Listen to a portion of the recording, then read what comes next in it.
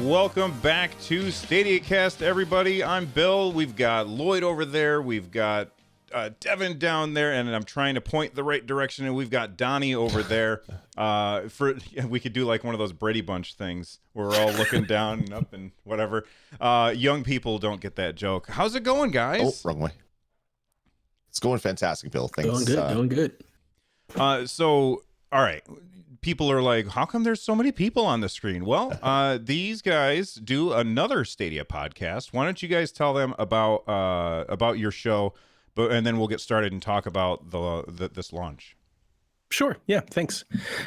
We do the Google Stadia show, which has been a monthly chronicling of this thing, kind of to market. And when we first started it was really just because a few of us over at PSVG land were Google fans, and like this weird new streaming thing was going on. So we got together, like we should do a podcast about it. We didn't really know if we should do like a podcast just on streaming itself or focused on Stadia. But the idea behind it was always kind of, I thought of it like, like certain podcasts they've done like seasonal things, right? So like we're like Serial and things like that. You just do like a season of something. That was kind of what we were thinking about doing. So we do like a monthly lead up through Stadia's launch and then like kind of cut off the show. And it's like, here are all the updates and everything that came out through this thing. And now that we're here at quasi launch, which we'll get into, we really don't even know exactly what to do going forward. So we're like, we might just hang out until, some of the other features that were promised roll out. Absolutely. So, you guys are from the PSVG network, which is Play Some Video Games, right? Yep. And what other shows do you have? Well, I've got a PlayStation show called The PlayStation Experience. We've got the State of the Empire, which is our Xbox show. We've got Board with Video Games, which is actually a board game show. We've got our PSVG Prime, and of course, the darling Nintendo Shack. Greetings, Kooplings. I was on that just like 2 weeks ago, right? That's correct. All right. I lose track of time pretty easily. All right. So listen, you guys already know why you're here. We're here to talk about Stadia, and it's finally here. It's finally launched, using air quotes there for launched. And we're kind of going to talk about, usually we have like show notes and we talk about news and stuff, but we're really not going to be talking about that because there's so many more people on the show today. So let's talk about what we think of the controller, and I'm gonna have Devin. You haven't had your hands on the controller yet, have you? Unfortunately, I have not. Mine is supposed to ship on the 27th, so I do not have the controller. I've only been able to play via the interwebs with a DualShock and also the Xbox controller. And okay, so we're gonna skip you on this part, but Donnie, have you had your hand on the controller? Oh, he's got two of them. I got two of them. I've got the Founders Edition with the orange offset, and then I have the black and white, which is really the gray offset edition. In our Discord, I was never a fan of when they showed it off. I wasn't a fan of the Founders Edition like color scheme. I wanted one of the other ones, particularly the black one. I thought the black one would have.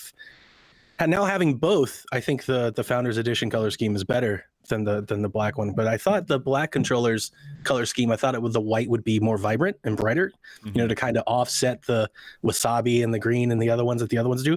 And it's more of like just this mundane kind of light gray. It's just kind of drab. But we had a Discord listener who said he'd buy me this one if I shipped him this one. So he sent me both, and I will be sending him the Founders Edition one, and I'll be playing with this one. But I've played with both, and I'd mentioned on Twitter, I think it's very easily described as like if the Switch Pro and the DualShock 4 had a baby. That is basically what this controller is. It almost feels exactly like that. So if you've ever held both, if you can kind of imagine what that feels like, I think in the grips, especially like I use my middle finger to rest the triggers on. I think most people do that. And if that's where you do that, like it feels a lot like a Pro controller. The triggers and everything feel a lot like a Nintendo Switch Pro controller. And then obviously you've got the horizontal sticks like the DualShock, and kind of like the grips also kind of feel like a DualShock, but it's pretty nice, and it's very apropos to what the industry has. I mean, I think with gamepads we've basically perfected it at this point. Everything kind of has the same thing, right? You've got you've got the face buttons, the two sticks, the four triggers. What do you think of the D-pad? I've only really used it. I'm trying to think. I didn't really use it for Destiny a whole lot, and I used it for Guilt a little bit. It's okay. No real complaints. Try with Samurai Showdown. I did play. I played one match of that, and then I watched my son play it. Not really my type of game. That's Lloyd, what do you think, man? You know, everyone says that it's like the Pro Controller, and so that was the first thing that I thought of when I held on it, just because I read it so many times. And it does really feel like the Pro Controller. Like it's a little bit heavier, but the wings and everything feel very similar. I love that the sticks are more like Xbox One sticks, where they're concave and they have like a big rim around them, and they have some texture on the side. I don't know. I prefer that stick style to pretty much all the other ones, but I'm really digging it. I'm not sure the button placement right now because I keep hitting the capture button like every single time when I go to hit. I do the button. exact same thing. I've captured 12 captures that I don't want. I've got these screenshots that I don't want. I have lovely gray screens right when I'm loading up Destiny. It's the best gray screenshots ever. I think I'm going to enter them into like a screenshot competition or something. They're just beautiful. But it's between that and the assistant button, which pops up a nice little, this isn't a feature yet. Check back soon. I don't like those. And I think it's just me getting used to where all the buttons are. But I'm loving the sticks. I'm loving the D-pad. It's nice and clicky. I haven't played Samurai Showdown yet, which I really should do. I funny enough, the only time I played Samurai Showdown was keyboard and mouse, which is probably not how you want to play a fighting game. But that was before I got my controller in my hand. So I'm gonna have to do that. But yeah, like I really dig it. I love the feedback with the vibration, like when you turn it on, when things have connected, when you connect to your Chromecast, all that stuff. It's a really nice touch. It looks like they spent a lot of time perfecting kind of the hardware, but also kind of the way the software and the hardware sort of commingle. Ed M. Rond in chat did a super chat. Thank you very much for that. And they said assistant button needs to be flipped with the ... And I don't think I agree with that. I think what they should have done is taken the assistant button and the capture button and moved them to be way up here, up above the D-pad and above the face buttons. I think that I have to reach over the sticks in order to hit those two buttons, and I find that to be cumbersome. Yet I still hit them by accident sometimes. So I don't like the button placement for those buttons. But at the end of the day, it doesn't really matter because the important buttons are all in a good spot. I think that this thing is incredibly comfortable. I feel like the tension on the triggers, I would have liked it if there was a little more tension on the triggers, but you know, I grabbed an Xbox controller and a PlayStation controller and my Switch Pro controller, and I tested it, and I was like, it's about the same. My brain felt like it was weak until I tried it on other ones. I feel like the tension on the sticks is fantastic. Like those want to go right back to the middle really, really well. And the rumble on this is also really good. Now, if you flip it over, you'll notice there is not a screw anywhere in this. And I watched a guy on YouTube this morning trying to take it apart so he could talk about what was in it. And he had to use a Dremel to get it apart. Like he had to cut it in order to open it. I guess the inside has all of these little like hook tabs that when they put the top on the bottom, they clamp together, but they're not flexible enough. So he could not get in there with like a flathead screwdriver and push the hook tabs out of the way. Wow. So he ended up having to cut it apart. And so, if you ever have to have anything replaced, you just better off just buying a new one, I think. That's too bad. You could go to iFixit and buy one of their Apple repair kit things. They come with all these different size spudgers to kind of stick in the side of modern phones and things like that. Mm-hmm. That's probably the preferred tool. That's what he was using. He tried that. Really? Oh, wow. He broke flathead screwdrivers with this. Oh, you don't want to use a screwdriver. That'll destroy it. But oh my God, if they're really tight, that means there's going to be no user battery replacement, which is probably okay. The battery sounds like it's going to be beefy enough for probably 4 years. I think I've had my PS4 controllers for around that time, and I get maybe just over an hour now. They're about time to get replaced. So maybe it'll take a while before we need to do that with the Stadia controller. There is something to be said for, I can't reach my Xbox controller, but for the Xbox has a battery pack that you can just swap out if you want, and that's really, really nice. And I wish that was something that they did on this. I just think it's a really odd decision to have no screws on it anywhere so that people can't take it apart. I don't understand. Like, somebody had to work really hard to do that, I bet, in order to design that. And I don't know, maybe those resources could have been better spent elsewhere. Yeah. All right, so let's talk about the service. The service itself. Like, we've all been playing these games. Devin, I'm going to start with you. Let's start with, we'll go around with what's good, and we'll talk about what's not good afterwards. So, Devin, what do you think so far? What do you like about what you've done so far? So, I've played the Destiny and Samurai Showdown. It seems like it's just really easy just to get into games. The fact that I don't have to really wait to download or load a game, it's really, really quick.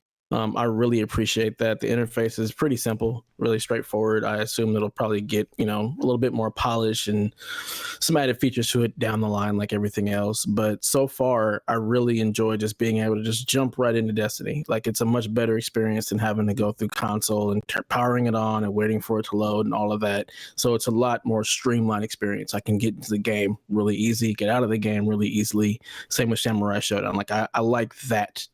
The ease of being able to get into a game and jump out. As far as what I don't like, there's just not a whole lot there yet. Like, that's probably the biggest thing. There's not a whole lot of functions or features.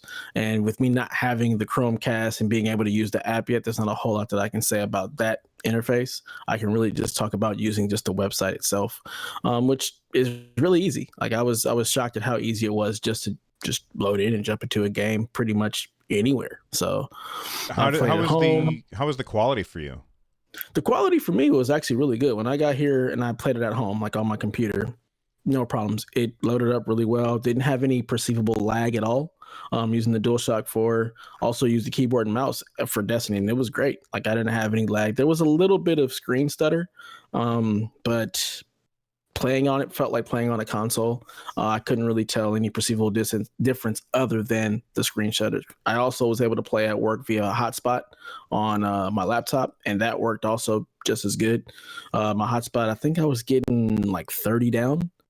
Nice. And about 15 up, and it was fine. It was just like playing here at the house. There was a little bit more screen stutter via the hotspot.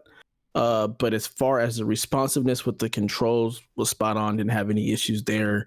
It wasn't like I was trying to shoot and aim and it wasn't hard. It wasn't easy. Like, I was able to just knock off headshots left and right. It wasn't a problem at all. So I was really impressed by that and how well they got the control down, especially just going through the browser and using a DualShock or their mouse and keyboard.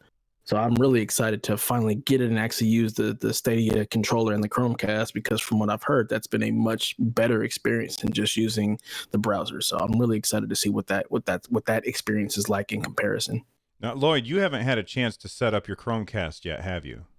I did it last night. Oh, okay. I set it up last night and I played way too much Destiny. I wanted a 5-minute Destiny game and it was like 2:30 before I went to bed.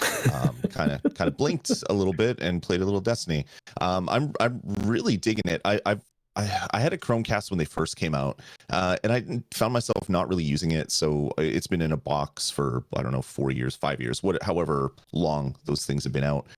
Setting up this Chromecast was really, really quick and easy. I didn't realize that it had an Ethernet port in the power adapter until I read the instructions, because I don't read instructions. I just throw everything together and plug it in. I was just flipping through it to find something. It was like, what do I have to do? And it's like, oh, there's an Ethernet port. Okay, so I plugged that in really quick. So it seems like everything is set for it. I love the fact that when you hit the Stadia button now, that app fires up on your Chromecast. So you can choose to plug it into your computer right now. You can do all that stuff, or you can just hit that and play on your TV.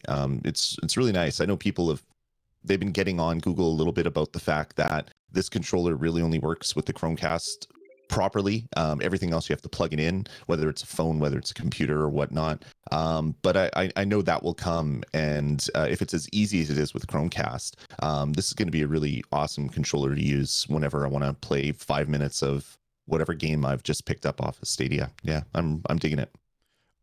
You were out of town for launch. Were you able to like use your phone to hotspot to your laptop or anything and try it?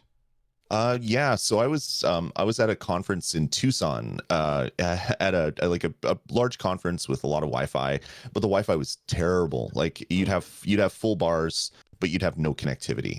So I got my email about Stadia, and just before a session started, sitting there with my laptop on a desk, just kind of looking at email, and it's like, oh, this is the email I've been waiting for. Quickly fired up, went into my app, did the thing, registered my name. I'm Dasme on Stadia, just like I am pretty much everywhere else. So if you guys want to follow me, that's awesome too.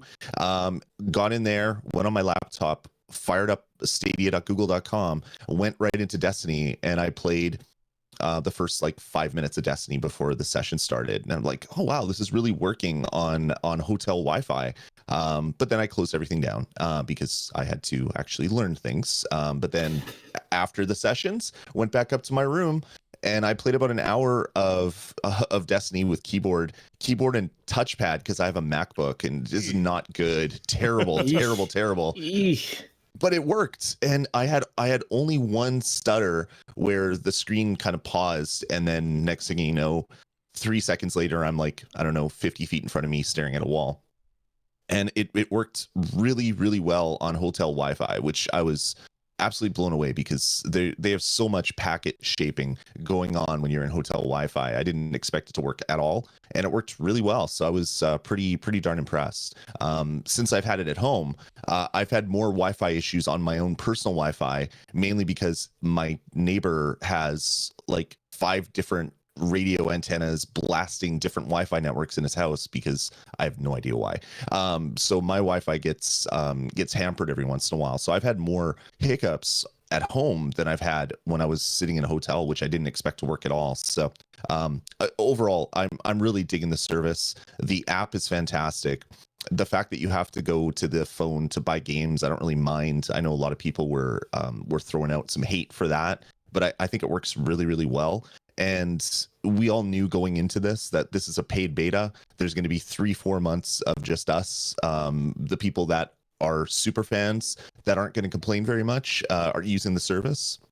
And then down the road, I'm sure all these features are going to come in time for the public release. So you're going to be able to buy games on the app. You're going to have your achievements, all the other stuff, the ability to use this controller on more than just your Stadiacast wirelessly.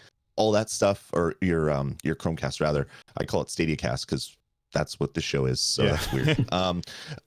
You're going to be able to do that with everything, and it's going to be a much better experience. But we've signed up for this paid beta, and I'm okay with that. Donnie, how do you feel? Like, what's your positive thoughts about Google Stadia so far? Yeah, once I got the actual Google Stadia controller and the Chromecast, a lot of my early negative experiences just faded away. I actually had a moment the other night where I was playing Guilt. My daughter walked into the room, and she was like, "Oh, this is a pretty cool looking game. What is it?" And I just told her it was a Nintendo Switch game, and I handed her the controller, and she just started playing, and she never questioned. She played for about an hour. She's just walking around, and she was like, "This is a really cool game." And then I explained to her, I was like, "This is a game that's in the cloud. It's running on a server however many miles away." I was like, "It's like Netflix. It's not even here." And she was like, "Wow, that's really, really cool." It just worked. And the moment I got the Chromecast and Stadia controller hookup, that was the experience from the get-go, from Destiny, from everything. In that type of layout, I have not had any issue at all using that setup and that configuration at all.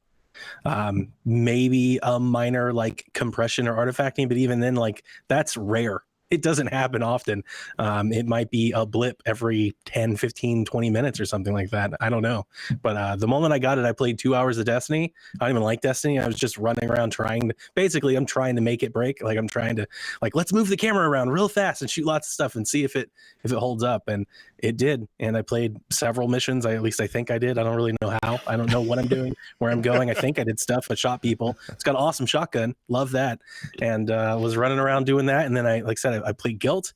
I don't know. I'm probably 4-ish hours into Guilt. I think I've played a lot of that game. And then yesterday I sat on the couch while streaming the Ohio State game with my son on my Chromebook, a floor away from my router on my Google Wi-Fi. I think I did a speed test right before we started. I was at 25 down, and he played Destiny for an hour, no problem, while I was streaming another show. And it was just fine. And I didn't tell him either. I was like, "Hey, we're playing a game," and he was like, "Oh, that's cool." And I even recorded him for a minute. And I was like, "Hey, do you feel it slow or lag?" He's like, "No, I really like the controller. Everything feels great." I think he already gets Destiny more than I do. But outside of that, we were having a blast. One cool little thing that I really like is, as a longtime Chromebook a super user, I guess, if you want to call me that, I have a Pixelbook, and the controller just plugs and plays with my Pixelbook, which I've tried using my Xbox controller, and I've tried using Bluetooth controllers, and I can get them to pair and stuff, but they never seem to work right. The buttons are never mapped, or the buttons don't work, and the Pixelbook, or at least mine, all USB-C. There are no USB hubs, so even getting a hub, and stuff, it never seems to work. I plugged this in and played Grand Theft Auto Vice City last night. Just Play Store, Android Store, just plugged it in and played right away. And I got to tell you, that alone for somebody that has a Pixelbook, that is such added value. Now I'm going to start downloading a bunch of other Android games. So I was like, finally, I can play games on this awesome Chromebook with a really good controller. You know what? You don't even have to have a Pixelbook for this. I don't know, Asus 14 something or other. I honestly couldn't tell you what it is. You have the Chrome 14. It. What's that? The Chromebook 14, the all aluminum, the steel one. I don't know. It's gray. That's really all I care about. It's gray, and it had a big screen that was 1080p. Those were the things that I wanted. And I plugged my Stadia Founders Edition controller into that. And my son was downstairs. He was playing Fortnite, and I was sitting on the recliner next to him. I had my Chromebook in my lap, my headphones plugged into my the controller plugged into the laptop, and I was playing Final Fantasy 15, and it was running really, really well. It wasn't as good as it is on my wired connection, without a doubt. I wasn't having latency issues at all, more artifacting issues, but that's also, it's a crappy Chromebook. I bought it refurbished 2, maybe 3 years ago, and I'm playing Final Fantasy 15 on it. That's pretty amazing. That's really great. I've got the Chromecast hooked up in my bedroom across the hall, and it's working great in there.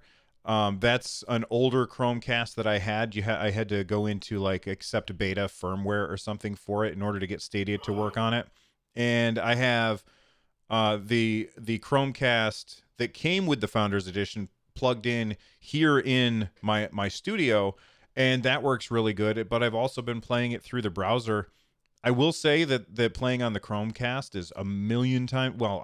It's much better than the browser, but as far as visual quality. But at the end of the day, I've been having an absolute blast playing in any environment that I'm able to try. I've always just loaded it up and had a blast. And overall, it's really, really impressive. And I think that, rocky launch aside, which we'll talk about at the end, rocky launch aside, they have got something special here. And I think that we're in for a real treat down the road once they get a lot of information from us and figure out ways to make it better. That's going to be really important. All right, let's talk about the things that we don't like about it, which I'm sure that there are some things. Lloyd, why don't we start with you? What do you think, man? What is it that so far is bugging you? I don't really know if there really is much that is bugging me, because we kind of knew what we're getting into. With the little amount of info that they've given prior to launch, we sort of knew what we were going into. The one thing that is really weird is I've had this happen a couple times with Destiny, where I'll be playing and then all of a sudden none of the buttons on my controller work. I can hit the Stadia button and I get the little drawer slides out, but nothing else is working. And I had that happen initially when I was connected to my computer through USB, and I was like, okay, maybe it's just some weird bug with the browser. But I had it happen last night on my Chromecast. And the only way to fix it is to close the game and then restart Stadia. You immediately jump in back into the game because it keeps your session open for, I think, superhero John Justice said it was going to be 15 minutes, and it took me 5 minutes to figure out what to do, I guess. So that worked. But the fact that I kind of ran off a cliff and died in the middle of a boss battle was less than awesome. So I really don't think that's a Stadia issue. I think that might be maybe something to do with the way Destiny is accepting control inputs in the cloud, something like that. I don't really know what would cause every controller button to die except for the Stadia button. But that's about the only issue I've had. Other than that, I mean, it works really well. I've been getting on Wi-Fi here in my house, I get the odd hitch where the screen just artifacts for a half a second. I've also had the whole thing pauses for a second or two, and I know that's not the service, that's my Wi-Fi, because when I'm on wired, either through my computer here or through my Stadiacast or my Chromecast, I've had no issues. I've had zero. Like, I played 4 hours of Destiny last night, 3 hours, 3.5 hours, whatever, and I had zero hiccups from that side except for the whole controller thing disappearing. So overall, I'm really impressed. I know there's a lot of haters out there. If you ever open up YouTube and just look at the featured videos, there's a lot of people that are really angry about it. But for a paid controlled opening beta, I'm really happy with the service. It works like Google said it was going to work. Now let's see how quickly they can start iterating and adding all those other features that made a lot of people out there really excited about playing games in the Google Cloud instead of other services out there. Devin, what do you think, man? What's bugging you? What's bugging me is I don't have it yet. That's probably my biggest complaint. Like, I think that's everybody. But other than that, I mean, the only thing is like, yeah, the screen hitching every now and again on the browser is it's a little frustrating, especially when everything else feels so smooth. And then, yeah, I would really be upset if all the control inputs died and I'm in the middle of a raid in Destiny. That would be a problem. But other than that, I just since I don't have, the full setup, there's just not a whole lot for me to really test or complain about so far. It's really, I'm just more impressed with the fact that I can jump on a hotspot at work and actually jump into it without even having the Chromecast or, the controller and be able to play. But once I actually get it, I'll be a lot more, nitpicky with trying to get into it and break it and see what else doesn't, work right.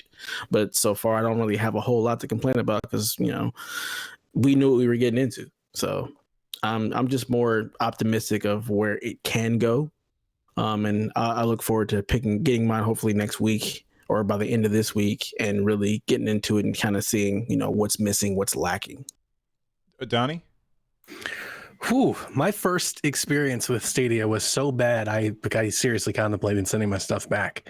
It was before I even got my controller, so it was the 19th, right? We all got excited. It's out now. I got my code. I activated. First thing I did is I grabbed my Elite 2 controller. I plugged in. I went to the website and I tried to play, and it was a laggy mess. I recorded it on VC, which didn't make it any better, and I couldn't walk like across a plank in guilt. Every time I tried to move the camera, it would either like skip forward or it'd be late, and I would just start, and I tried playing Destiny and I went to go shoot somebody and start shooting the ceiling, and then I tried to correct it and then start shooting at the ground, and it was not good. I was like, oof, this is really, really bad. And I was on my internet at home here plugged in on my PC, and you're talking 200 down. It's like I should not have had any issues. And I tried it on the Chromebook with the Elite 2. I got the same thing. And I tried it at work with the Elite 2. I got the exact same thing. And my impression was like, oh man, this is really, really bad. Like, this isn't going to work for me. And then I got my controller. And then the controller and everything came out. And the moment I plugged in or synced up and started using the Google Stadia controller, all of those issues went away instantly, immediately. Wow. I started playing Destiny and it played. I was on our Discord. I was like, it's running like it was running on a PC, on a PS4 here in my house. Like it literally is playing like it does on console. And I think visually, I think there's something to be desired. I think if you were to do like, you know, a 1-to-1 comparison, it's not as sharp and it's not as crisp or as like vibrant as it is if you're running it locally. But I mean, I guess there's some concessions that have to be made when you're streaming it. I just know a lot of people have talked about, you know, specs and the servers and teraflops and all that. I don't think what you're getting on your end screen is a direct result of all that power that, you know, folks like to argue over. It's just a little fuzzy, and it's got like this, you know, like this filter, like this white filter kind of over everything. All the games seem to kind of have this little like fuzzy aspect to it. But yeah, once I got the controller, it really eased a lot of those things. I actually returned Guilt because of one of the refund policies. It works just like Google Play. So if you don't play the game for more than 2 hours, you can refund it within, I think, 2 weeks. You just go to Google Play Store and you ask for a refund and they instantly refund you. But it was actually playing Destiny. Once I got my Google Stadia controller and seeing that it was working, I was like, all right, I'm going to give them another chance now. I'm going to buy Guilt again. And like I said, I've been playing Guilt for almost 4 or 5 hours now. So it really, really turned around when I got that controller. And I know there's got to be people out there that were like, I'm going to test this out with my own controller first. And if it ever works, maybe I'll buy in. Just know that, at least with my experience, that may not be the best case to test it, at least now. Like maybe wait, because I don't know. I don't know what that explains, but anytime I ever use my Elite controller, and I used it on tons of different setups at tons of different speeds, Chromebooks, PC, plugged in, work, home, Wi-Fi, hardwired, it was all laggy every time. I didn't have one good experience playing that way. You know what all of those things have in common? The Xbox controller. You. Right. I was going to say you, because, I mean, like, we were trying to set up to do the show. We were a little late this morning because Donnie had technological issues. But the moment I got the Stadia controller, it really kind of smoothed over everything. And the moment I played that first hour of Destiny with this controller, and I was like, okay, I'm not sending this back. I'm going to keep it. I still think they have a hard road ahead in terms of how they're going to sell us content. Like, I'm still not 100% sold that I actually would choose to buy a Stadia game. Like, because it's just not very consistent. And I mean, it's launch, right? And you guys have already said it. Like, we know that this was kind of the early access, this beta period. We expect it to get better. And what we've already seen is pretty good.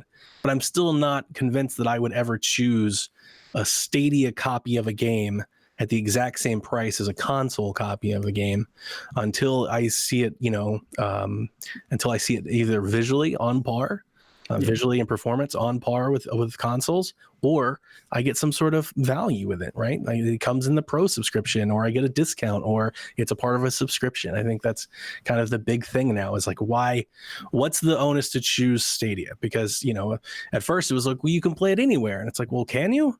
Like, if it only really works well with my Chromecast, I don't necessarily want to do it on my phone and stuff until I really see that works, which, we'll see in the coming months as they update it and make it better. We'll see if they can get there. It's really odd because it seems like Devin has only played without the Chromecast and he really didn't have those issues. And Lloyd played on hotel Wi-Fi and really didn't have those issues. I've played here at home and I've not really had those issues. So it's very surprising to me to hear that it was all awful until you got the Chromecast or the Stadia controller. That's so weird to me. One of the things I wanted to bring up, though, and I think the challenges that Google will face going forward is this word of mouth spread. Because the moment you report that you're having an issue, a lot of Stadia fans or fans of the service, they get real techie. All the time, and I think that's going to scare off average customers. Like, if the moment you start going, what's your ping, what's your download, what's your upload, what's your Wi-Fi, or it's work Wi-Fi, like the moment you start jumping into all these different issues and plug in, hardwired, USB, Chrome OS, like I think people are just like, I just want to play the game, and I don't think they're there yet. I think the average consumer, the not techie people like us, their version of Stadia is going to be getting the kit that comes with the controller and the Chromecast. They're going to plug it in and it's just going to work. I know I was impressed. Like, I set it up last night. It was pretty late. We were watching a movie with the kids and I was like, I got to do this before the show. So plugged it in. and 5 minutes later I'm playing Destiny. Like, it was amazing how quick it was. As long as you already have the Google Home app on your phone, there's nothing to do. You just turn it on, wait for the screen, go into the app, set it up, the controller pairs, you do your button combination. I was super impressed how well all that stuff went. And I think that's going to be the default mode for a lot of the consumers that maybe aren't tech savvy. The people that are a little more tech savvy are going to be waiting for Stadia, the Stadia base, and they're going to be using it with their web browser and a bunch of other stuff, which is going to make it easier that way. So I don't know. I'm really digging how easy it was to use Stadia. The few blips that I have with other things, with weird Wi-Fi issues, I think that's limited to me and the way that my network is. But when I've been hardwired, it's been no problems. And plugging in a controller into the laptop has been absolutely fantastic. But I've only used a non-Stadia controller for like 30 seconds, so maybe I got to test that out a little bit more. So all right, as far as the average consumer, I think that this is going to be a win. As a content creator, I am incredibly irritated with the fact that the Chromecast does not give me the ability to turn off HDCP like a PlayStation 4 and a Xbox One can do, because right now I've got my Chromecast plugged into my capture card, and I just get a pink screen. And so I went out and I bought a splitter to strip the HDCP so that I could try and capture some footage to make some YouTube videos. And nope, gave me a green screen now. I don't know what all these colors mean. So I unplugged that and I sent it back. I talked to some people. They were like, try this one. So I ended up buying that one. It doesn't get here till Tuesday, and I'll report back about that. That was very frustrating to me. And it's something that I'm not saying that he was dodging, but when I interviewed John, I asked about HDCP, Right. and he goes, well, I think we need to talk about your streaming setup, offline. And I was like, okay, yeah, we can do that. And then I forgot to talk to him about that afterwards. But that was like, I was like, oh man, really? They didn't think of this? Why didn't they think of this? This is something like, it's just kind of crazy. But it's a firmware thing that can be updated, I would think, unless the Chromecast is just a dumb box that doesn't understand what's coming to it. And I'm not sure. Another issue that I have had, again, not with the experience of playing, but as a content creator, my friends list got full incredibly quickly on my phone, which is the easy place. My phone is the easy place to add people. I can just tap, and I'm done. But on the actual service itself, when I hit the Stadia button and it brings up my friends list, that interface is incredibly slow and clunky. And it might be because I have too many friends or something. But like I was streaming one day, and I had gotten in one stream, I'd gotten over 100 friend requests. So I was going through and saying, okay, yes. And then it was like, you're at the limit. So then I opened up my, I was playing a game, and I just assumed that it was it. I was done. I couldn't add anymore. And then I kept getting these friend requests as I was playing. I was like, geez, I shouldn't have picked Bill as my username because it's just too easy.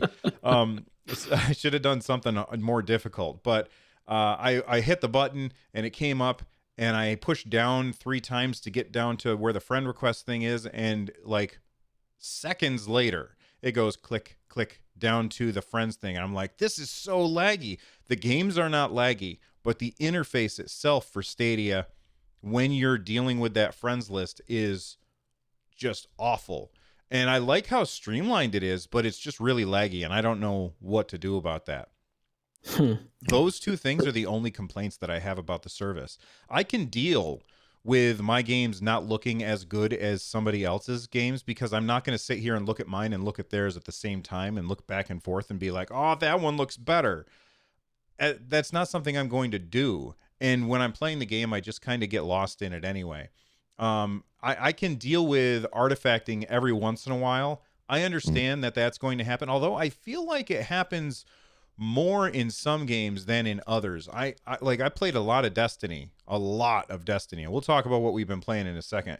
And I haven't seen nearly as much artifacting in that as I have in the small amount of time that I've played Final Fantasy 15. And I wonder if that's just because the screen is brighter, so it's more obvious when it happens. I'm not sure about that. Any final thoughts before we get to what we've been playing, guys? Just one thing. I was before the show. I'm chatting. It's like, I keep hitting the stupid screenshot button, and where do they go? And Bill's like, oh, they're in the actual Stadia app, and I was like, oh yeah, of course they are. So if you scroll down to the Stadia app, and you can see all your captures and things, you can get wonderful screenshots like these, which are you probably can't see it because there's nothing there. It's just a great screen because I seem every time that Destiny's loading, I hit the screenshot button and I have a nice gray screen staring at me. So I got lots of those to delete. But as Bill, as you said, there's no way to export these yet. Like you can watch a 30-second video, you can record a 30-second video just by holding down the screenshot button for like 5 seconds, and that's amazing. That's like the Nintendo Switch. And they're available in the app, which is fantastic, unlike the Nintendo Switch, but there's nothing you can do with it now. It'll be nice once you can upload them to Twitter or save them to your camera roll or something, because I got some really cool screenshots. But you can't even like turn it sideways to have them go into landscape mode, which is weird. So they got some work to do, but I was really impressed to see that it's actually within seconds of recording a video, it was available in the app, and that was pretty nice. Very similar to the way that Xbox does stuff with like their game DVR screenshots and videos and things like that. Jem in chat is saying that you can export your videos and screenshots using Google Takeout. That is way too complicated. It should just be a button in the app. Right. But thank you for the information. For sure. All right. Anybody Google else have any Takeout. final thoughts before we get over to what we've been playing? It doesn't seem like it. All right. We're going to take a quick break. We're going to hear from a sponsor on the audio show.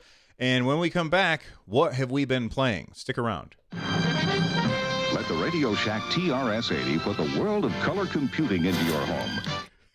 Devin must not listen to the show because he is laughing at the little Radio Shack commercial that we just got to hear. All right, what have you guys been playing? Devin, I'm going to start with you. What have you been playing, man? Destiny. All on day. Downey's account. I'm a big Destiny fan. I play a lot of Destiny. It's definitely my most played game since it's launched.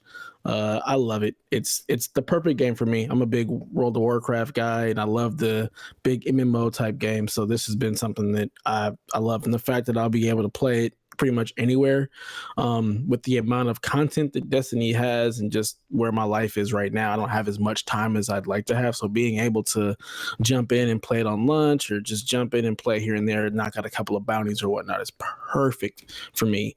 And it feels great. Like, well, I actually got to play it before launch on a friend's phone, and I was like, man, this feels like playing Destiny. This is great. I can't wait. And now that it's here, I'm like, oh, this is perfect. So I'm just really excited to be able to jump into even more Destiny. Also, I like fighters. I'm a big Samurai Showdown guy. I loved that game in the arcade. I loved it when it came home. So being able to also play Samurai Showdown, and it feels like playing Samurai Showdown, like I love that.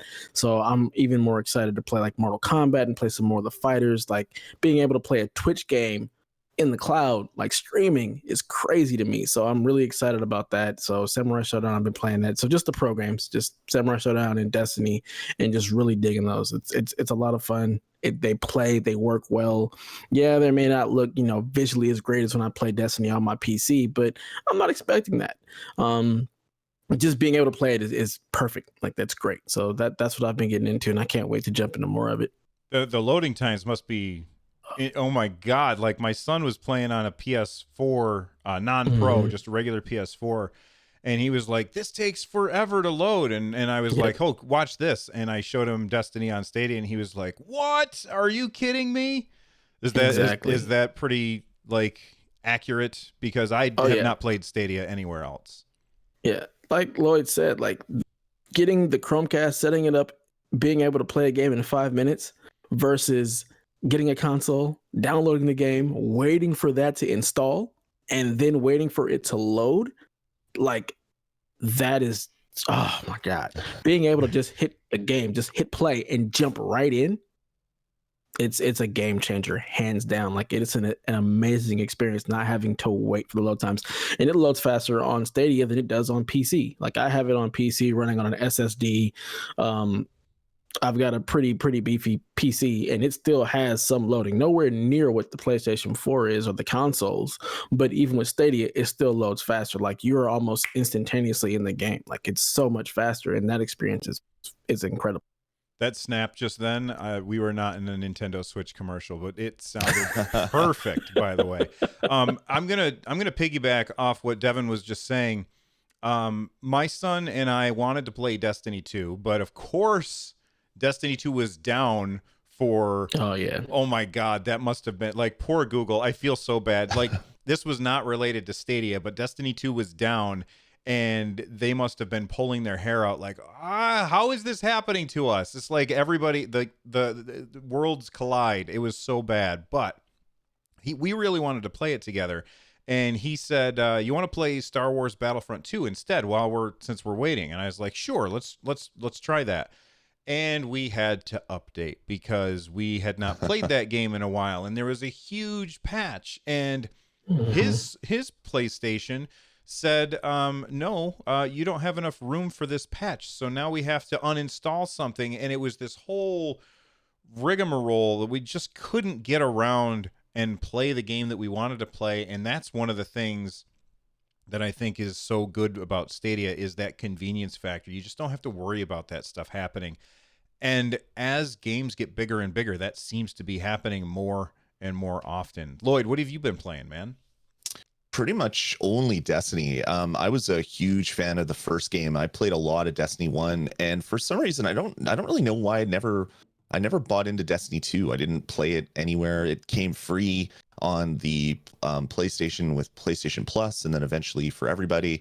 And I still haven't played it. I've downloaded it many times and wanted to play it and just never did. So jumping in and starting Destiny 2, and you're basically doing like essentially the first mission from the first game. I'm like, did I download the wrong game? And then Bill corrected me saying, you don't download games on Stadia. And I'm like, right, yeah, did I stream the wrong game? And then getting right into the game, it was just like, oh my God, I've come home. And it's amazing how well it looks, how fast it is. And I'm loving it. As I said, I set up my Chromecast at like 10 o'clock last night, and next thing I know, I blink and it's 2:30. It's that shows kind of where I'm at right now with Destiny. I'm really loving that. I dropped into Samurai Showdown just because I could and played a little bit of that. Not very much. I need to jump in and do some more of that because I used to have a Samurai Showdown machine at my college, and I used to play that all the time, probably when I should have been studying and doing other things. So it'll be nice to jump in and play the newest rendition of that. And then I've been looking at the game store, and there's a couple games that I want to pick up and play on Stadia just to have with me wherever I am.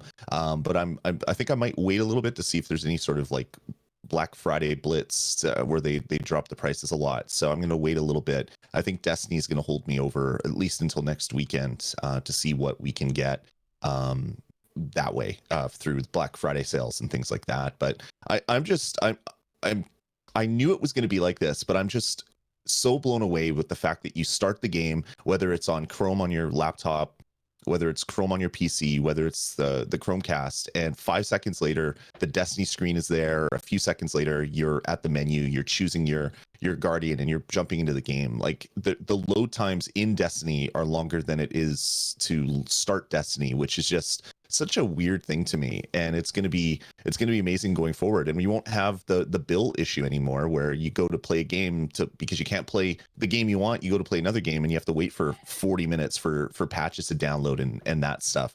That future is here now, and I'm a big fan. I've been playing Final Fantasy 15 a little bit. I'm probably, 2 hours in so far. It's just as good as it is on any other platform. I'm getting the artifacting a little bit, but at the end of the day, I'm having a blast playing it, and it's a fantastic game, and I'm excited to be able to play it again. Even though I've never finished it the first time, It was on sale for really cheap, so I had to buy it. I've been playing Guilt. This comes back to another bad thing about Stadia. There's only one save slot on some of these games. So Guilt only has one save slot. So that means, like, my son wanted to check out Guilt, and I was like, oh, here, start from the beginning. And I wasn't very far in, but I was like, start from the beginning, and here, go ahead and play. So he was playing for a little while, and he was like, well, this isn't really for me. I don't want to play anymore. I was like, okay. And but there's only one save slot. So that meant that I had to either play on his save or start over and erase his save. And that's just bad. Google needs to add in some kind of sub profiles or something so that multiple people in the same house can pick up the controller and say, oh, good, Sally wants to play. She can hit the button, choose Sally, and start playing. Now, down the road, when it becomes free, that problem goes away because now you don't have to spend $130 to get an account to play. But right now, I think that that's not the best choice that could have happened. At least that's how I feel about it. I've also been playing Destiny 2. This is my first time playing Destiny. That game is so good. I'm having so much fun with it, and I ignored it the first time around because it was a shooter, and I'm not really a shooter guy. I enjoy shooters, but I'm incredibly bad at shooters. As anybody who's been watching me stream, I've been streaming Destiny here on the channel a bunch, and anybody who has watched me stream, they're like, yeah, this is like watching my dad play. I know, because I'm bad, but guess what? I'm a dad, so I'm allowed to be bad at that stuff. So I'm just bad at shooters, and I'm still having a blast with it. It is awesome, and like Lloyd and I hopped in, and we did a mission. We did a mission on the moon last night, and it was awesome. We used the party system. I was on Chromecast with my Stadia controller, and I had a pair of my Apple headphones. I had my Apple headphones plugged into the bottom of my controller from one of my old iPhones, and it was perfect. Lloyd and I were going through. He was on his computer. I was playing on a Chromecast, and we're running through, and we're talking to each other and killing aliens and stuff. It was awesome. So that game I'm going to be dumping so many hours into. I really kind of wish that they didn't give it to me for free because now that's all I want to play. And I need to get back and play more Guilt. I'm only about, 3 hours in, and I had to do one of those hours over. So now I've got a lot more Guilt to play, and I feel guilty for not having played more of it, but there it is. It's really, I know, I couldn't help myself. It's really good. And I will say this. Playing on Stadia, that game, everything is very dark because it's supposed to be dark. It's on purpose that it's dark. And it made me realize what a piece of crap my monitor is, because I was playing on my monitor, and I was like, I couldn't see anything at all. And I play on my TV in the other room, and I was like, okay, I can see what's happening. So I'm replacing this monitor that's in front of me because this thing is just real bad. Very low contrast ratio. It was the cheapest monitor that I went for size over everything else for the monitor thing, and that was a mistake. So I'm gonna have to replace that. But I'm having a blast, and I'm not buying anything else until the Black Friday sales come, because they have said look out for Black Friday sales, which made me kind of regret making any purchases at all, because I just bought stuff and now it's going to go on sale next week. Come on. Anyway, Donnie, what have you been playing, man? You're muted. You're still muted. See, he breaks stuff. There it is. Sorry. I had work calling with a kind of an urgent issue, so I've been a little multitasking over here. I've been playing Guilt. That's what I've been playing most of, and I really like it. Your analysis about the darkness of the game is spot on. It is. The first thing I tried to do when I was playing on my Chromecast was to turn up the TV, or I was like turning up the brightness settings, turning up the HDR settings. It's much easier to handle, I think, on the Chromebook. Like the brightness settings on my Chromebook are much brighter and more vibrant, and gets me a little more contrast, because at times you barely see anything. It's just like, where am I going? So but I really do enjoy the game. It's way better than Rhyme.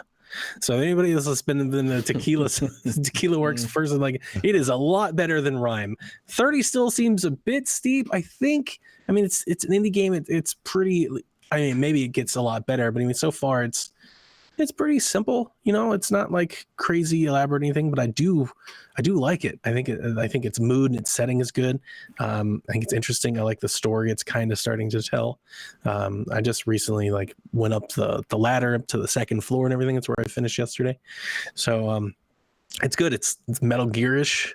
You know, like you're just kind of sneaking around these hallways and stuff as these monsters look for you, and they alert on you. So if you think of like Metal Gear, when you used to like crawl around the hallways and everything, they alert if they see you, they start investigating you, and you've got ways that you can like throw cans and make noise and stuff for them to go around you. But it's interesting. Some of the stories and the books that you encounter and you find and these stories they leave behind are depressing, dark, like real dark stuff. So and that's I'm enjoying. I shot some stuff in Destiny just to say I did. Dev is our resident Destiny player. Dude, I don't like Destiny. I just don't get it, man. It's like my old brain or something. I don't know where I'm supposed to go. I don't know how I'm supposed to do it. Like, I got all these icons all over the map. Like, I don't know. It just doesn't click with me. You're not wrong. That game is confusing as hell. I always feel lost constantly. Yes.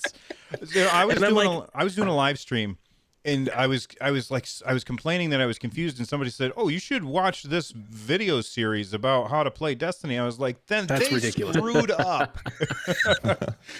I will agree that the way they transition into the newest expansion and bringing everybody up to 750 and not showing you where to go or how like the actual campaigns work now, that was real bad, real bad. Yeah. So some other games, I mean, having played now with the Chromecast, I'm still committed to buying Darksiders. I really love that franchise and that series, and the exclusivity is a reason to go Stadia, right? Like them getting it early, that's a reason to buy there. So I'm committed to doing that.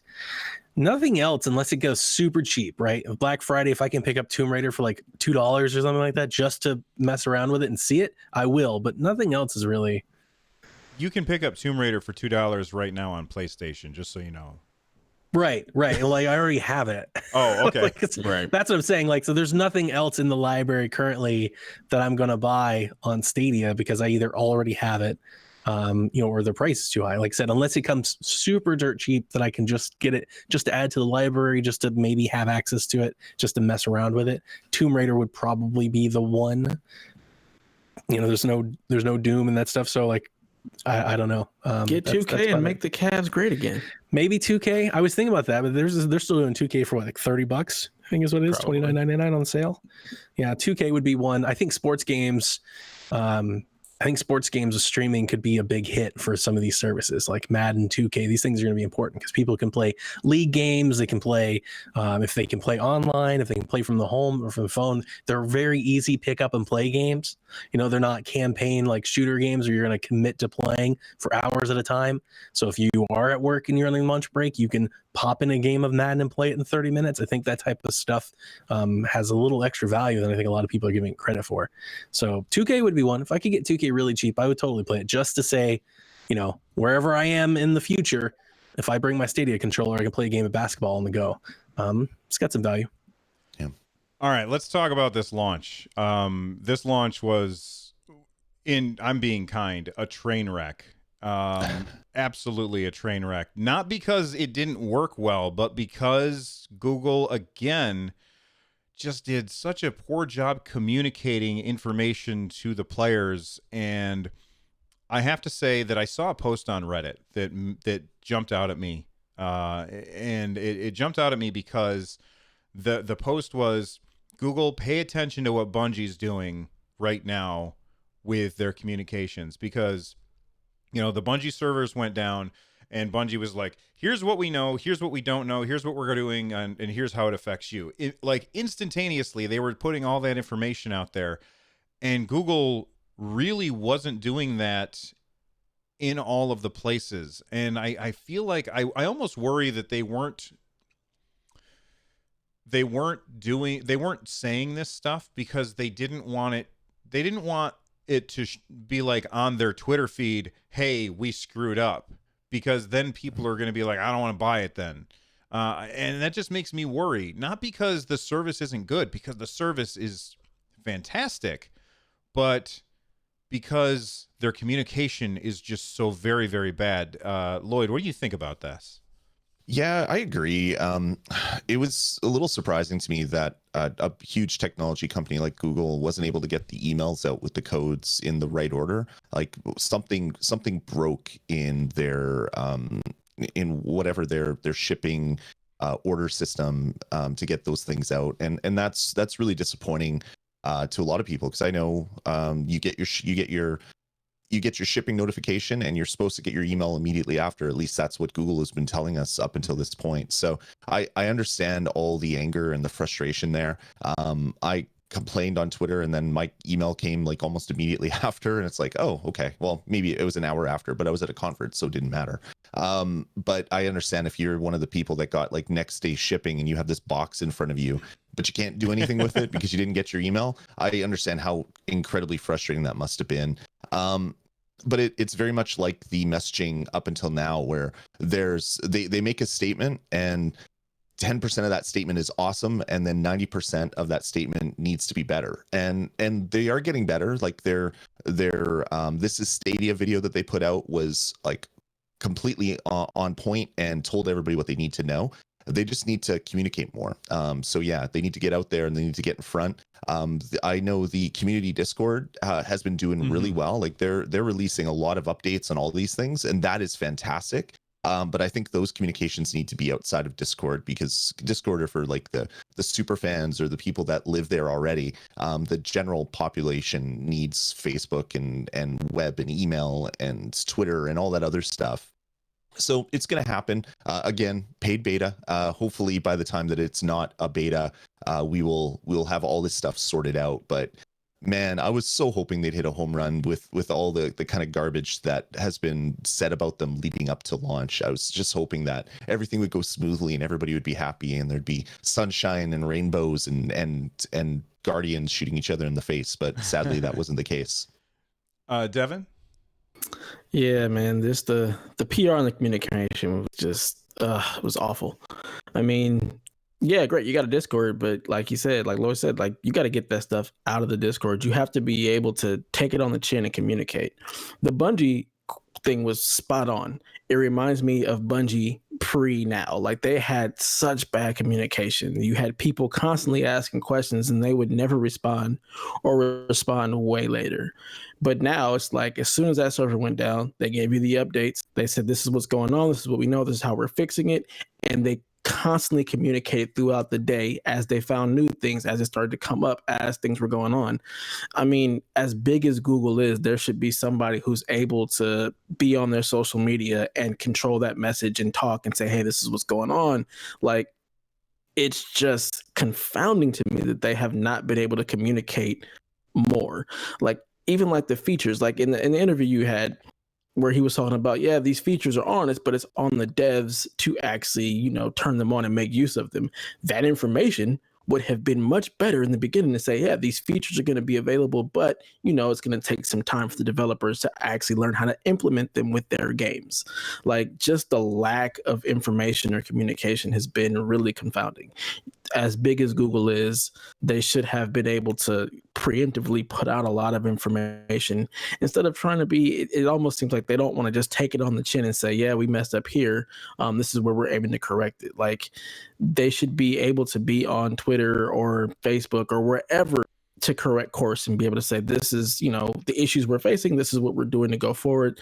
We understand that, you know, this broke and this is what we're doing to fix it. Like, just the simple acknowledgement of things going wrong does wonders to just say, yeah, this is what happened and this is what we're going to do to correct it going forward.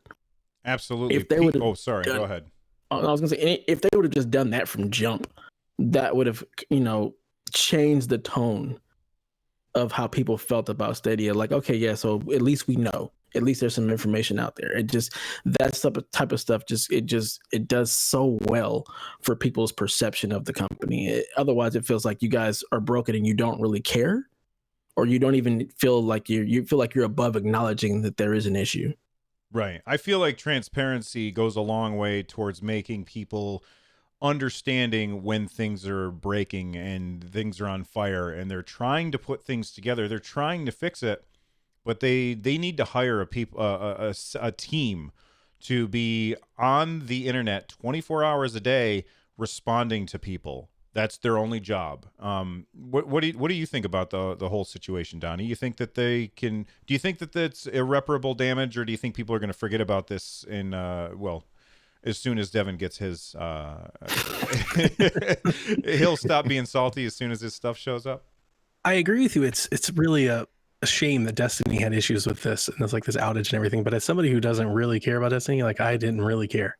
I was like, oh, players can't play Destiny right now, so I'll wait till Bill tweets that you can again.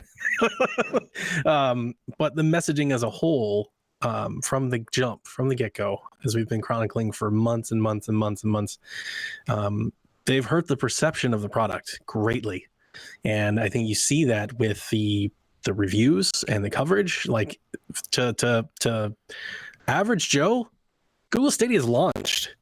There are reviews, there are consumer reports. You can go to CNET and you can get final thoughts on Stadia. Mm-hmm. Even though that Stadia is not finally, like, all the features and everything that was promised aren't there. And that's what all of the headlines are. And that is permanent damage. They will have to work very, very hard to get people to not think that way about their product going forward. So as these updates and things start to roll out over the coming months, over the next year, hopefully into the next year, they're gonna have to work really, really hard to like turn people around, because there are already people that they read the headline, they read Kotaku, they read Polygon, they read IGN. That's it. They're like, nope, not for me. I'm gonna buy a new console in a year, and that's okay. Like I said, I feel like we've been bracing for this. I don't want to feel like I'm beating a dead horse here. I mean, we've been bracing for this for months. It's like, yeah, so all these really cool things, the streaming and the co-streaming and all these neat things, Lloyd, as you said, all these things that people got excited for, none of them being there. Going back to the original get-go, if they had just said, we're going to roll this out slowly, in November, you're going to be able to stream games with your Stadia controller. And then after that, we're going to be able to do X, Y, and Z. That one twist on this entire thing would have spun this in a completely different direction. And it is just a shame that that's how important messaging is. Like that is exactly how important it is. You're talking about the mind, like people, thousands, millions maybe, would make up their mind differently with just that little tweak.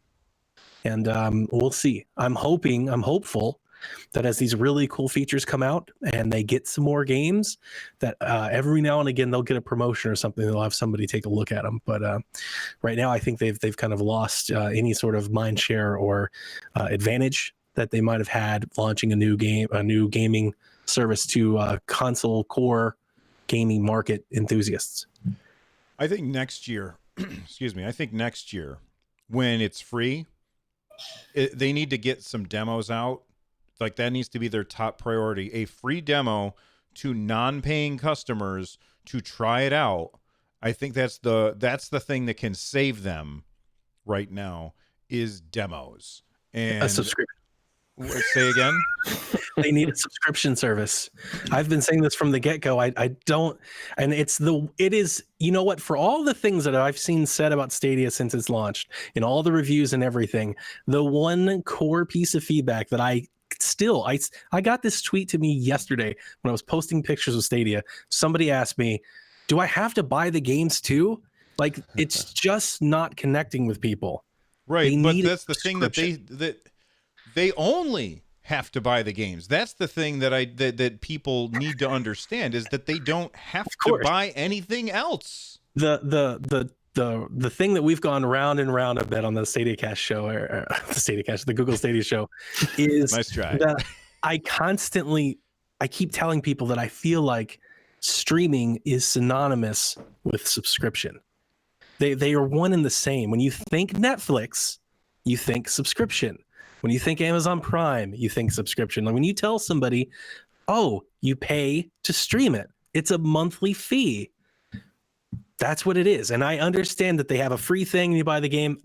It's not resonating with people because people are like, the immediate thing that I think the most people come back to is they're like, well, why am I paying full price for the game if I can only stream it? Right? It's synonymous with streaming. I pay you a monthly fee to have more access to streaming stuff than buying it piecemeal. Can you buy it piecemeal? Sure. Like there's Vudu and iTunes that let you do that. But streaming as ubiquitous as people have it is subscription based. They need a subscription plan. Like right now, I would play more games if 5 of these games in this launch lineup were a part of Stadia Pro. Like, hey, you need a library to subscribe to first. Yeah, they don't have any games. I know, but they need a couple, right? Like, so like these Tomb Raider games, Square Enix games, these older games, you know, like they need to get a couple of these older games into some sort of Google Play Pass or something, right? Make it a part of that. Do something. They need something. They need they need a value incentive. I agree with you on the free demo. You got to get people to try it, but I think to really kind of kickstart this and get people excited about it, I think you got to go a step further. You got to give them a piece of value, either a free game like Odyssey with Project Stream, like you launch a game into Stadia, or a subscription service. And I think more people would be apt to buy a controller and sign up to Stadia long term if there was a subscription, because they would. I think at that point you can make the case of having Stadia in addition to your Xbox or something else, because it's a subscription. I might get some more games that I don't currently have somewhere else. I'll buy into it. I think that's the one thing they're missing. Should Pro not be that subscription? It would be great if it was, but that's the thing, is you're building it, the subscription, just like games with gold and everything else, is you're building the subscription per user. There needs to be a library. You know, there needs to be a Game Pass like subscription that, hey, they need that marketing. They need that picture on Twitter. They need that tweet. Hey, subscribe to us. Here's a wall of games you can play. That's what they need. Lloyd? I definitely think that's something that will come in time. It'll be older games. It'll be after release. It'll be just like Xbox. The Game Pass didn't launch with the Xbox One. It came a couple of years later. I think what Google is really cognizant about and worried about is the rush to the bottom.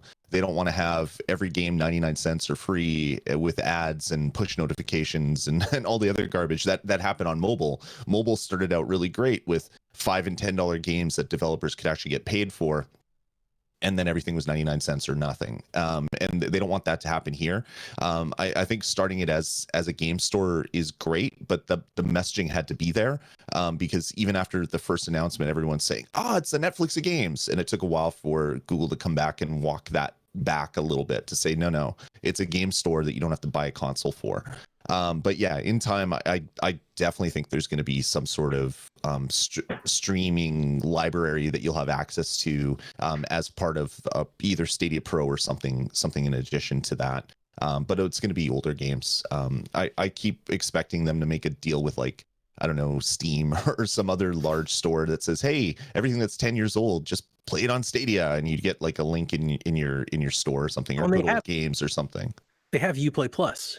And that I'm still very, very excited for that. And it's just a shame that it's not here now, and we have no idea when it's going to come. But that very well could be it. And as long as it's exclusive to Stadia and PC, that's a huge leg up, because people love Ubisoft. I mean, they're a great publisher of games. Yeah. But I'd be much more excited if a lot of that stuff was here now. For sure. Yeah. No, I think they had Gmail in beta for like 8 years or something. Like they just had to launch this as Stadia beta, and everybody be like, oh, it's a beta. It's a Google beta. Okay, right. We know what that is. It'll be awesome in a couple years. It'll be great. But yeah, they launched it as a product, and that messaging just wasn't there, sadly. Hopefully they can pull back from it. But there seems to be more positivity about Stadia on Twitter now than there was at launch. So maybe the really angry people have moved on to being angry about something else. That's perfectly possible that the angry people are angry about something else. All right, so we've hit all of the stuff, but we got a bunch of questions in the form of super chats that came to us throughout the show. So let's talk about those real quick. First off, Sukotronic, thank you very much for the super chat. And then we've got a question from Justin Lindholm. They sent in a super chat. They said, here's a question. If you pre-ordered the Premier Edition and it doesn't ship until December 4th, do you still get Destiny 2 as a free game? And I think that that is a great question, because like currently, if you look on the store, which you have to do through your phone, if you look on the store and you want to buy something, these things are only on sale until December 3rd. So if your Premier Edition ships on December 4th, do you still get access to Destiny? Because I think people are assuming that after December 4th, we'll have announced our next game that's coming as part of our next set of games that are coming as part of our Pro subscriptions, our next set of games that are on sale for our Pro subscription. If it ships after then, do you still get it? What do you guys think, Lloyd? Well, according to Google themselves, they say the Premier Edition includes Stadia Clearly White controller, Chromecast Ultra, 3-month Stadia Pro subscription, and Destiny 2 the collection. So I think that is just, they made a deal with Bungie to include this with every Stadia purchase. I still think Destiny 2 is not going to be playable if you don't have a Pro. They haven't clarified that. It's been kind of said both ways over Twitter and email and Discord and all that stuff. But it looks like that if you do buy the Premier Edition, you at least get 3 months of the whole collection of Destiny 2. Okay, let me change the question then a little bit and have Devin respond, because he's super into Samurai Showdown. Let's the same thing with Samurai Showdown. Samurai Showdown is currently, we get it free for Pro. Normally it costs $60. Do you think that we're going to get that people who get their stuff later on are going to get Samurai Showdown for free? I mean, I would definitely hope so. I would hope that the Pro games just build upon each other. And this goes back to their messaging. Like, they have not stated whether or not, like, once you have Pro, no matter when you get it, you get every game that was previously there. It could be like, the way PlayStation Plus does it now. If you don't add that game when it's free for that month, you lose out on the ability to have that game. So I would hope that they address this and let us know that, yeah, as long as you have Pro, you've got access to all these games, whether or not it was a free game with Pro 2 months ago, 2 years ago. They need to have some clarity around whether or not you get these games going forward. Because, yeah, that would absolutely suck if I've already paid for this, but mine doesn't ship until December 4th, and now this is a new month, and now I can't add these games later. That would be terrible. That would be a huge mistake or misstep for them to not allow you to have previous month games as well, especially with the library being as small as it is. Like, they got to make sure they clarify that, and I would hope that they would allow you to have previous month's games. Yeah, they said, I think it might have been in your interview, Bill. I'm not sure where it was said, that you have to claim it. So if you become Pro in January, you don't get the December games or the November games. But they also haven't said how long the games last for. So it could be free with Pro for 3 months. So as long as you sign up during those 3 months, you can claim that game. They haven't clarified the cadence of those releases yet. So hopefully we'll get a little more details on what that release cadence will be and how long they stay as free with Pro. But once they're added to your library, if you drop out of Pro and then become Pro later, you're going to be able to play those games again, which is great. Donnie, how do you feel about the idea? Like, I mean, for me personally, I think it's perfectly fine that if I'm not subscribed in March, then I don't get the March games. That's fine with me. How do you feel about it, Donnie? I mean, it makes sense, and it's definitely on the responsibility of the user, and it's some sort of incentive to keep your subscription. But as I said earlier, with the whole subscription to a library model, I think that could turn around and get more people subscribing in the future. Is if we do 7, 8, 10 of these games, if a year from now they go, hey, subscribe to Stadia Pro today for $9.99, and you can play any of these 12 games that we've added in our library that continues to grow. I think with Google Play, like when Google Play started doing movies, right? Google Play Movies, they used to give away free movies, and I would claim them because I was, at that time, I had bought all of my stuff either through Xbox or Amazon. And like every month they would give away like a free movie, and I would add it to my library, and I would add it to my library. And after a while, I had 20 movies that I added to my library. And then I started buying my movies there because it was like, I already am building a library here. I'll just keep adding to it on top of that.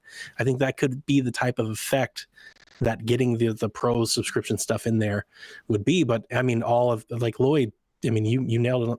Everything they've said is not that. Everything they've said is games with gold. And I expect that for this period until base, I guess I think they'll have these pro games free for anybody that buys in. This is early, and you want people to get Samurai Showdown and Destiny like they're buying controllers, especially with Google having some issues getting things out on time. I don't expect those to go away anytime soon. Like that would be a bad mistake. That's not good. Right now, everybody's still, like, we can't wirelessly connect our controllers to our Chromebooks. Like, you do that first before you start taking away access to games. I think that's a pretty good point. Thank you. Oh, go ahead. I was going to say Lloyd. just one more thought on that. Do you know what's going to be awesome? Is the first time there's going to be a Stadia Humble Bundle, and you go and you claim your games for $20 and you can immediately play them. Like that is where we're going with Stadia, and I can't wait for that. But yeah, it's going to take a little bit of time, and then you're going to be able to build your library through things like that. And oh man, I can't wait. And if you give it like a year or two, all of a sudden you log into Stadia and you might have 12, 13, 15, 20 games. And all of a sudden, maybe you start adding stuff over there occasionally. Exactly.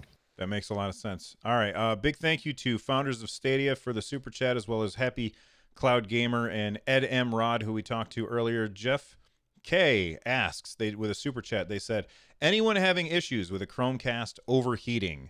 I'm going to answer first. I've had no issues with that at all. Lloyd, have you? No, mine's only been plugged in for 12 hours, so take that with a grain of salt, but no issues. And we know Devin doesn't have his yet, so Donnie? I've got 3 of these things, and I'm playing the one that I have of Stadia, the one that came from Stadia right here on, and after I saw the Reddit and the reports started bubbling up on Twitter, I went and felt mine, and it feels fine. And mine's kind of back against the window here. It's not like in a wide open space or anything like that. I think it's interesting. The thing that I brought up, maybe I'm naive and don't know. What is Stadia doing to a Chromecast that YouTube or Amazon or anything else isn't doing? All it's doing is picking up the video signal. Yeah. It's not doing any processing. So if your Chromecast is overheating, it's not Stadia's fault. It's you just probably have a bad Chromecast. Like, go get another one. Like, call Google, tell them to replace it, because it's not doing anything special for Stadia. It's just like if you were streaming anything from your phone or tablet or anything in the house. Like, it's just a Chromecast. Right. Darren says, I would have loved to see a button on the underside of the controller for dedicated push to talk. Devin, you're a huge Destiny guy. What's the push to talk button on console? Because I turned off, he's shaking his head. There isn't one. There isn't one. But then I go into the options and it's like turn on push to talk. And so I was like, okay, I'll turn on push to talk so that when I'm sitting here doing my live stream and I'm answering things that people are saying in chat, the people who are around me aren't hearing me inanely babble on about whatever happens to be on my mind. So I turned on push to talk, and then I was like, how do I push?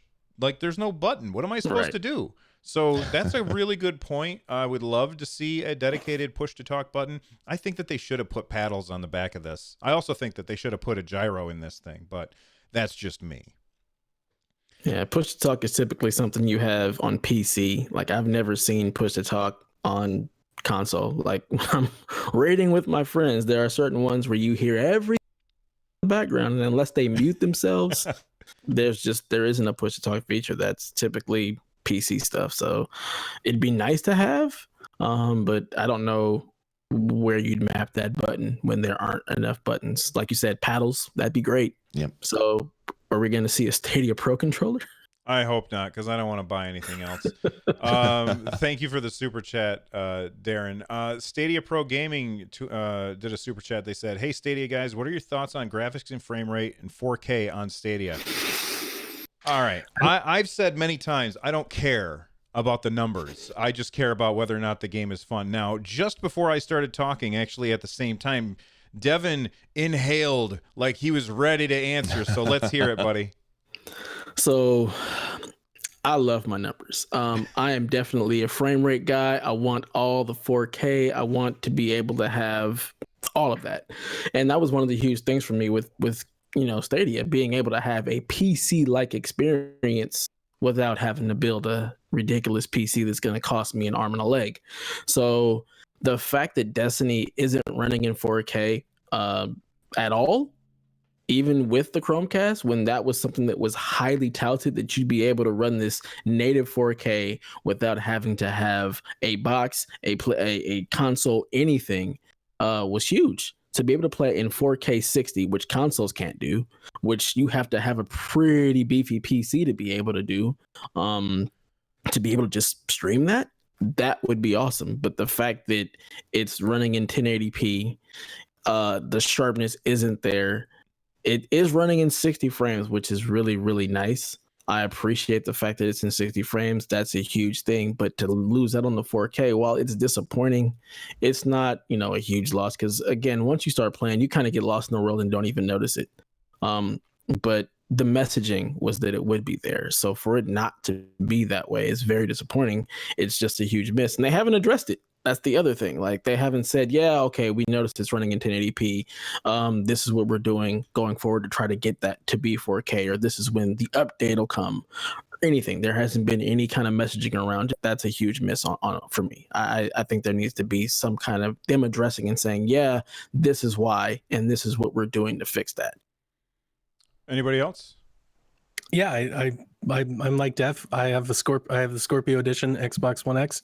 I want the game to look as pretty and beautiful as it is, and that's not to say that Stadia looks bad. I think for most customers most folks, casual folks that play it, they won't know the difference or care.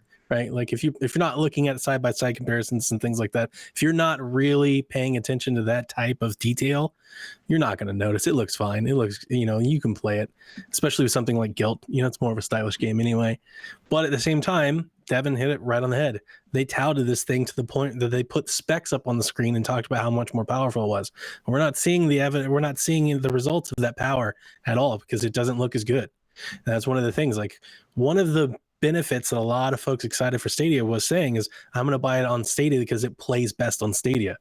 Nothing plays best on Stadia right now. Like, you can't say that because the comparison is not there. Like Red Dead Redemption 2 looks kind of rough on Stadia. Like, it's not good. And that's just kind of a shame because that was a big feather in the cap. Like I said, if you don't have a console and that's the best you can play it, you would be absolutely fine. I'm not over here jumping on anybody's tombstone with that. Like, it is fine. It looks good. It's, HD, it's graphics, but it's not the best. It's not close. It's kind of fuzzy, so I agree with Dev 100%. I was looking forward to all the Ks and all the frames. Give me all the things. I want the prettiest picture I can possibly have. And that was one of the things that Stadia promised and definitely has not delivered. All right. Lloyd, anything to add, or should we move on? No, it was a little disappointing when people were saying that it's a 1080p signal that's been upscaled at 60 frames a second or whatever. I was a little shocked because that was, as everybody's been saying, that's one thing that Google was touting, that it was 4K 60. Every game is running at 4K 60. So I think it's just developers just didn't have enough time to get their game to where it needs to be. And the beautiful thing about Stadia is once Bungie fixes Destiny to run at 4K 60 and with updated textures or whatever, it's just going to be there for us. We won't have to download a patch or wait or anything. It's just going to look better one day. And hopefully they'll do things like that for Red Dead and everything else as well. Have any of you guys noticed the HDR settings? Like, the HDR seems to be a little off for me as well. Like, when it does pop up and I have the HDR enabled on my phone, and when I get the symbol on my screen, I was noticing with Destiny, everything seems like a little oversaturated, over vibrant. I don't know the best way to describe it. Destiny's HDR is really weird. So maybe it's a Destiny thing. I haven't tried it with the other games. Like, yeah, Guilt's I turn it off. The HDR for Guilt's just dark, it's just black. I turn the HDR off on console because it's not there for Destiny. I can't speak to Guilt, but the HDR and Destiny on console is really, they have like metallic pieces in the environments and stuff that are like red, or they have like beige grass and stuff, and it's just like it gets like a little over orange and a little like super red. I was like, this is a little weird. Something I noticed. So Stadia Pro Gaming asked that same question again. Thank you again for the super chat. Eric Boyd says, I'm so used to screen switching, I already can't go back. Are you guys using that very often, where you go from one screen to the next in your house? I really don't use that feature at all. I'm sure it's cool, but I don't use that feature. Anybody? I did it when I was playing my Chromebook yesterday, it just froze. Like, my screen went blank. I could press the Stadia button and the menu would pop up, but I had no audio, nothing, was just a black screen. So I immediately just hopped over to the Chromecast and it picked right back up. And then I hopped back to the Pixelbook and it refreshed and picked back up. That's the only time I've used it. It was cool that it did it. I was like, oh, that's neat. But no, I'm not gonna just hop from device to device. So it works as advertised, but you don't really care.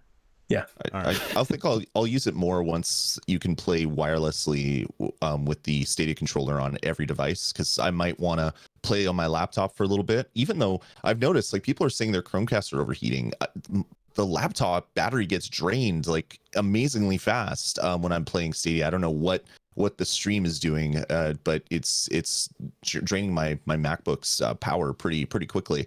But once I can play a little bit on that with the controller and then just walk to my TV and continue, I'll probably use it more often, just because I like to play all over the house. But as it is right now, no, I pretty much figure out where I'm going to play the game and I just start it up on that.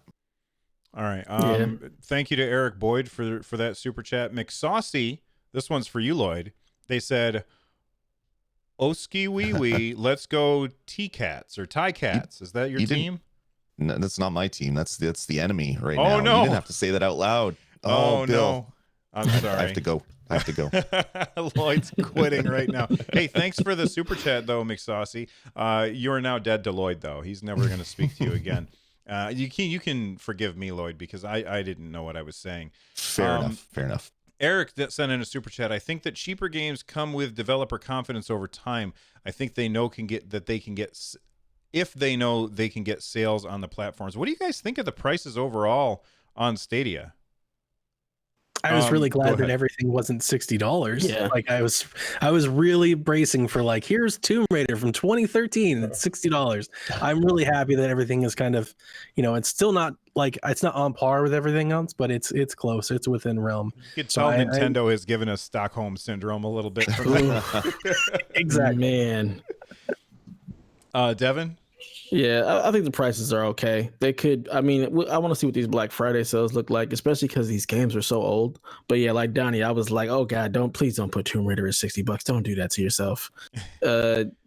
But yeah, I think we'll start to see prices go down and even out. But yeah, like you said with Nintendo, their games just never go down. You're lucky to get a Nintendo game, anything on 40 is wow. So prayerfully, it won't be that, especially since, people have the syndrome of I'm not getting anything physically. This is just a digital game. And if the service goes away, so does my purchase. So they have to kind of keep that in mind and keep the prices in line with that. I just don't think that having a $60 game for a game that's, a year, 2 years old is a good idea. I think they need to float around that $20, $30 range once it's been 6 months to a year out. But right now, I think the prices are they're good. I can swallow them. They're cool. All right. Eric. No, that was Eric. Patrick Christensen said, I hope we hear from Google at the Game Awards. Lloyd, do you think we're going to hear from Google at the Game Awards? I kind of forgot about the Game Awards as being an announcement thing, and I don't know why. It's kind of like E3 2, the Electric Boogaloo. Lloyd, what do you think? I definitely think they're going to be there. They're going to chat about something. They're going to probably announce something. It seems like that's a great platform. And it seems like Jeff Keighley has been talking a lot about Stadia as well. So it totally makes sense that something would be announced there. Who knows what it's going to be, though? Devin, do you think we're going to get an announcement from Jade Raymond? We better. I hope so. I think they need to definitely announce either some exclusive game, just something just to keep the conversation going, or certain features being turned on about the base launch, because we still don't have a date for that. We're just assuming that it's going to be after the 3 months that Pro has ended. So I think they need to announce, when the base is going to go live, when people can start signing up, something like that. Maybe not, an exclusive game, but just more information about what's coming with the service. Florent H. and David Alvarez both sent in super chats. Thank you very much. John Williams sent in a super chat with a question. They said, shouldn't the founders have some sort of advantage, or we're going to complain about not having enough free stuff until they give us the free stuff? I think that this was in response to what you were saying earlier about how they could take all of this stuff that we've been paying for over time, like look, we subscribe in November, December, January, February, March, and then in March they're like, hey, by the way, subscribe for $10 now, and you get all that stuff that we've been paying months and months for. I believe that's what John Williams, thank you for the Star Wars music, by the way, John. I think that's what they're saying. What do you think, Donnie? I still think it would be, so there's a part of me, I understand wanting to be like, hey, I got more for my investment than other people. I understand that, but the onus is really like, what's the best for the platform, and building that library over time would be best for the platform. So yeah, maybe somebody's like, well, I subscribed for 6 months and I have the same thing somebody just subscribed for one. I'm going to cancel my subscription. I'd be willing to bet that if you ever subscribe to it and they keep building that library, you'll come back and you'll subscribe to it again. Because eventually there'll be enough games there you'll want to come back and subscribe again. Like the value just gets better with that way, right? Whereas if you're just doing it every month and you've got to claim the games into your individual library, your value is only as good as the game that comes out that month, right? You're gonna have people picking and choosing which month to do, unless they start doing what they've talked about in the AMA. They start doing deals on yearly annual subscriptions or something like that. But I still think if you start to build that library, the streaming library, then all of a sudden you can make a claim for Game Pass in the Netflix of games. Like, yeah, you can buy an Xbox where you can subscribe to Stadia today for $9.99, play these, 25 games that are here and the latest releases. It starts to build upon itself, and that attracts new people. The more people who get using the service, the better the service will get, right? The more people that get into the service, more people buy games, more developers make money, more developers put more games onto the service. Awesome. I want to say thank you to Pratt and Lucas for their super chats. Pratt said, I've played 15 consecutive hours with Chromecast and it hasn't warmed up. And then Lucas said, numbers don't mean much to me as long as the game is fun. Thank you all for the super chats and the support. And big thanks to Donnie and Devin for joining us on this episode of Stadiacast. And thanks to Lloyd for finally being back home and being able to talk about stuff. Lastly, Donnie, Devin, remind everybody where they can find your stuff. Devin, go first. You can find me on Twitter's at DevATias. You can also come to our Discord and chat with us. I have the PlayStation Experience show that launches every Wednesday. It has its own feed, as well as we have the PSVG master feed that has all of our shows, which you can find pretty much wherever podcasts are. And Donnie, where are people finding you? You find me on Twitter everywhere, Stadia, Xbox, Nintendo, PlayStation, at Playin' Nintendo. Ain't no G in Playin' Nintendo, it's just straight through. And Dev, you already set it up. So yeah, follow us on PSVG. Type PSVG into something. PSVG into your web browser, into your Chrome, into your podcast player, and find stuff. We've got, like I said, we typically have a podcast for everybody. We've got an awesome Discord. You can come join. Anything over there. We'll be doing our next episode of the Stadiacast Wednesday night, where we talk about our little releases here and then compare it to xCloud. Yes, I said Stadiacast. I know. What's the actual name of your show so people can find it? Because otherwise they're just going to find my show again. The Google Stadia show. It's the Google Stadia show. There you go. All right. You can follow the show on Twitter at Stadiacast. You can follow me at Run Jump Stomp, and you can follow Lloyd at Dasme. Be sure to use the hashtag Stadiacast so that we can find your tweets. And speaking of Discords, don't forget to join our Discord over at runjumpstomp.com/Discord. And if you're already joining Discords, join Lloyd's Discord over at resd.tv/Discord. And then join the PSVG Discord, and you could put all three of those Discords in a folder in Discord. I know you like Discords, so I thought I'd give you some Discords for your Discord. The music that you are about to hear is Subterranean Kamikaze by Zircon. You can check out their stuff at zirconstudios.bandcamp.com. Thank you, guys. We'll see you next time.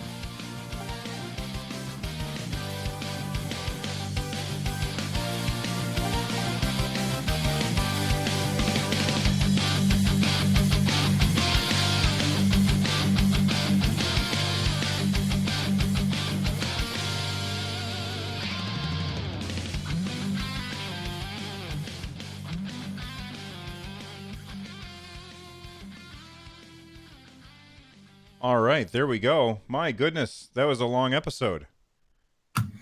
Yeah, Good stuff. good stuff. It was fun. I didn't feel like it was like long or anything like that. I felt good. Good, Enjoyed good, the conversation. Keep staring at your Stadiacast logo. I keep saying Stadiacast. Sorry, man. We got another super chat that people are asking. Quaggy Quail, that's a funny name. They sent in a super chat. They said, audio issues. I've had crunchy audio, and it was very quiet when plugged into the controller. The jack is at a slant, and maybe the controller doesn't fit properly. I'm looking at my controller right now. I think mine looks fine. Anybody having any audio issues when they're playing on Stadia? I mean, you don't have the controller, Devin, so I don't know that you can really answer that question. When I've I see what they played, mean, though. great. If you look at the jack, it's rounded. So maybe if your controller plug isn't long enough, it's not making all the connections. Maybe that's part of it. But yeah, no, I noticed I plugged in my headphones for once, and yeah, it was really quiet compared to what I thought it would be. Maybe we'll have better audio controls and things like that added as part of the rolling updates they're going to keep doing. You know, that's a really good point about the loudness of it. On my mixer here, like my Go XLR is the mixer that I use, and when I'm streaming from some other platform, typically I have the the audio coming in at about 50% on the mixer, like my what are those things called? Sliders, I guess. I'll have the slider up. Faders, thank you. I got to use the right term.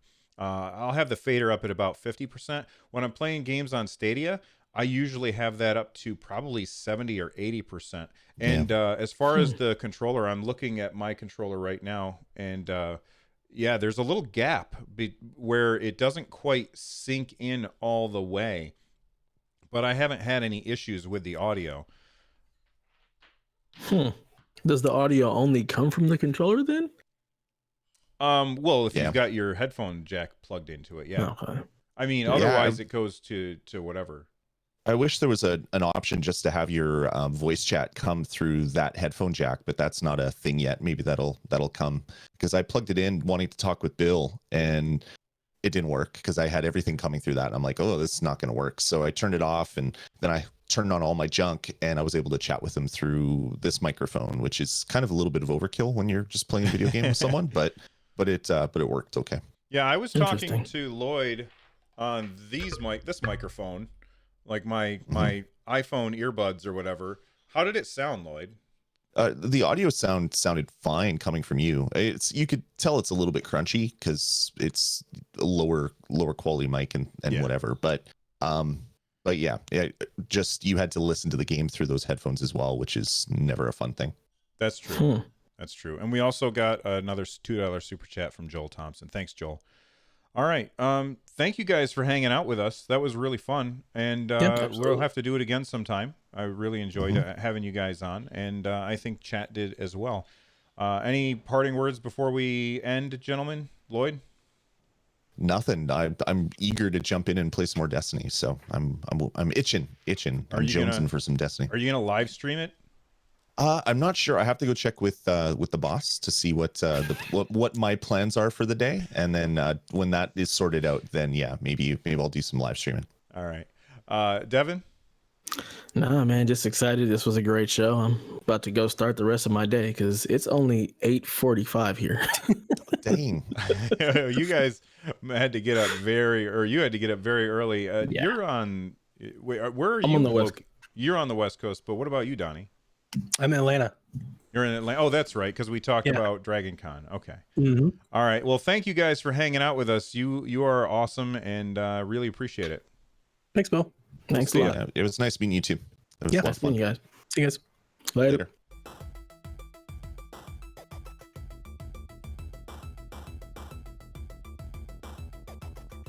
And I almost forgot to say thank you to you guys for hanging out with us and sending in all those super chats and just chatting with us. You guys are fantastic. Really appreciate it. I may live stream later today. I don't know, but only time will tell. I'll see you guys around. Bye-bye.